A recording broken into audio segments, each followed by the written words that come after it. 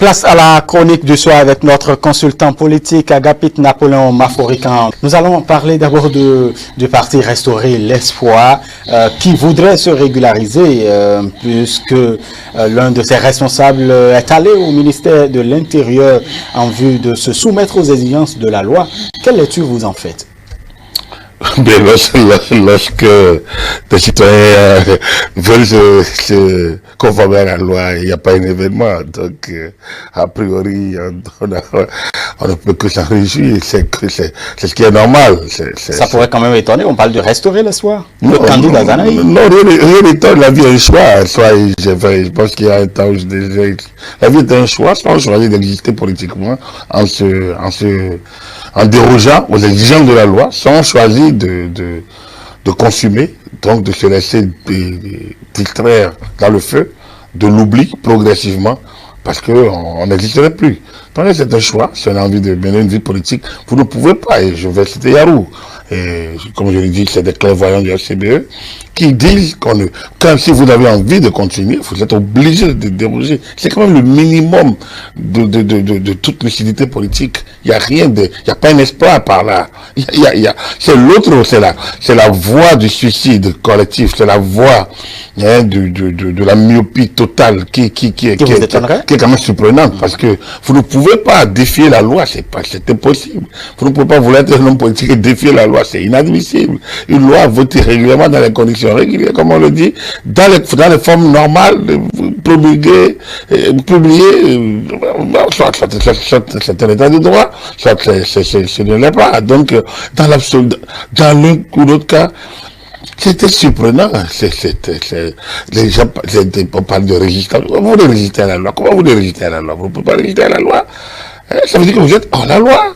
C'est aussi simple que ça. Pourrait-on dire qu'aujourd'hui que Restaurer l'Espoir mesure les grands enjeux liés justement aux prochaines élections communales et municipales? Moi, je ne sais pas. Je ne sais pas. C'est après on laisser en réalité la démocratie. Vous prenez, parce que la loi, c'est la manifestation de la volonté d'une majorité de ceux qui gouvernent à un moment donné. La loi, c'est la force, le droit, c'est la force traduite en loi. Il n'y a rien à dire, je suis désolé, mais c'est la réalité. On ne peut pas dire le contraire. Après, on peut essayer de se poudrer, mais le droit, la loi, c'est la force traduite et le droit, c'est la force traduite en droit. Alors, à partir de ce moment-là, en loi, le droit, c'est la force traduite en loi. Et donc, les élections permettent, aux différents mouvements tendances, forces politiques courantes en présence de se vendre et de conquérir le suffrage du peuple. Et dès lors que vous avez le suffrage durant un mandat donné, une durée donnée, vous disposez de cette légitimité de traduire votre vision en des lois de la République, en des règlements qui s'imposent à tous de par le principe de la représentativité.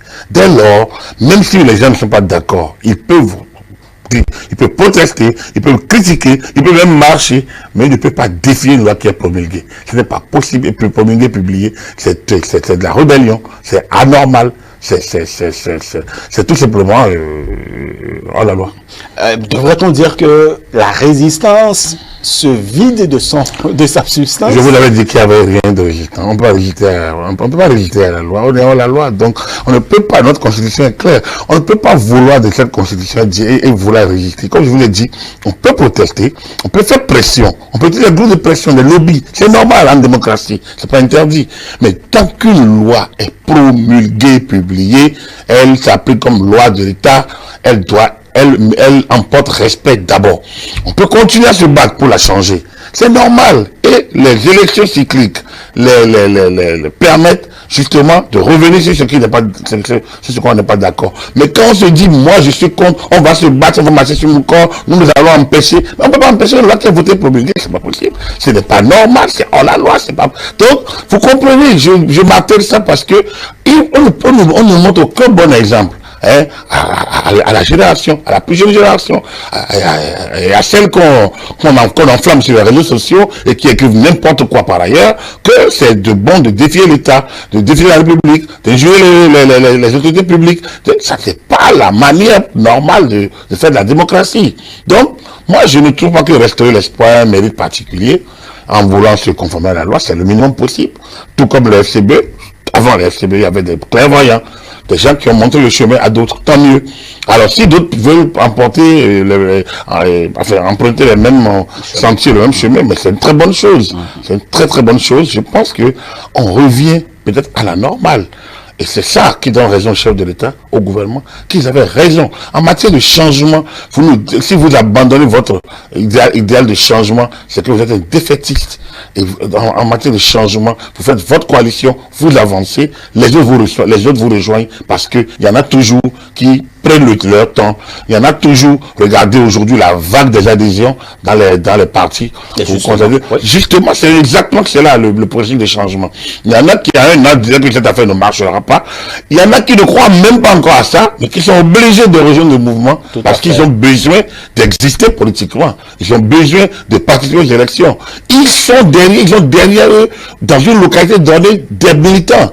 Ils sont utiles aujourd'hui à 5 partis qui les acceptent. Aujourd'hui, ponctuellement. On ne sait pas ce qui se passera après les élections. Tout à fait. Mais pour le moment, ils sont utiles. Et donc, on les prend. On n'est pas encore dans des partis encore solidement ancrés.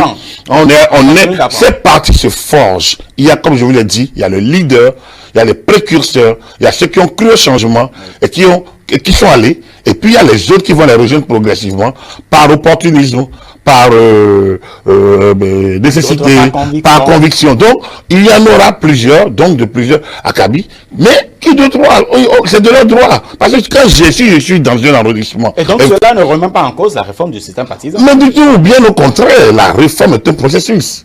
Comme je vous l'ai dit, c'est un processus de changement. Et quand un changement, comme je vous l'ai dit, il faut des précurseurs et les autres rejoignent. Le processus va se renforcer dans 5-6 ans, certainement, après 2026, quand le président Talon, j'espère bien, finira son mandat, en ce moment-là, son deuxième mandat, dernier j'espère. Donc, ce sera le moment où on verra véritablement les grands partis. C'est-à-dire, on aurait connu toute une phase de période où les gens se seraient mis à l'épreuve, les déçus auraient eu le temps de ressasser leur déception, de savoir dans quel sens aller. On aurait eu des adhésions, des sorties, regardez, on quitte l'UP, on va à BR, BR, UP, UDBN, UP, BR. Donc ça tourne, même autour dans les mêmes champs de la majorité présidentielle, tout simplement parce que les gens se regardent. Je suis de telle localité, est-ce que ça m'arrange? C'est normal. Ça peut paraître indécent, mais c'est normal à l'étape actuelle. On ne fait pas la politique pour les beaux yeux de quelqu'un. On fait la politique parce qu'on a envie d'exister. On fait la politique parce qu'on a envie d'exercer le pouvoir. Donc, c'est normal aujourd'hui. La conviction, c'est la conviction de faire la politique. C'est de croire en la République. C'est de servir la République si on peut, de là où on peut être. Donc, si on pense qu'on peut être ici, au lieu d'être là, quand cela le tienne.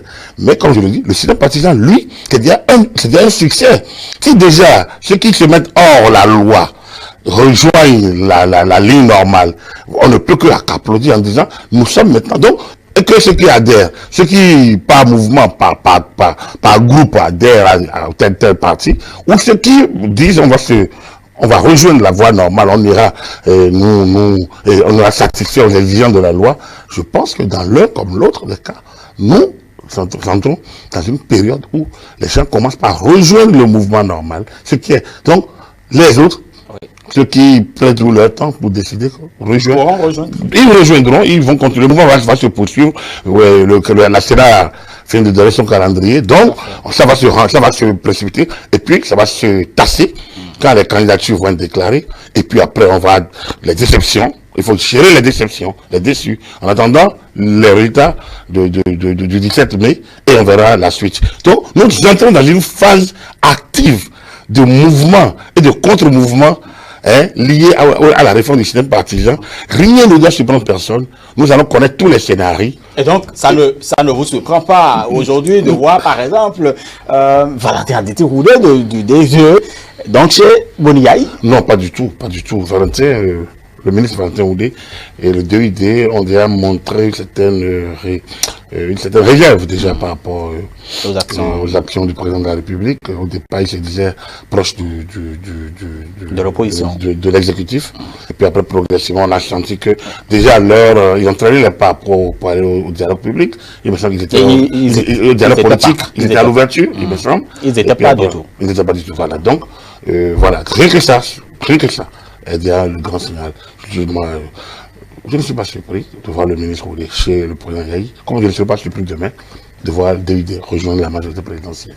Non, il n'y a rien. Vous avez vu beaucoup de choses. Il n'y a rien de surprenant. Vous savez, non, on est en phase, nous sommes en train de nous rebâtir. Oui. Et dans cette phase, déjà, les gens ne perçoivent pas encore ce que ça va être. La réforme du système partisan est un vaste chantier. Un vaste chantier qui va finalement affiner le processus progressivement. Pour avoir voix au chapitre des élections communales et municipales, il faut un seuil de représentativité. C'est pas donné à tout le monde. Tout à fait. Alors, lorsque vous ratez ce seuil, ça veut dire qu'entre 2020 et 2021, vous devez tirer les conséquences. En attendant 2023, où il y a de nouvelles élections qui vont pointer.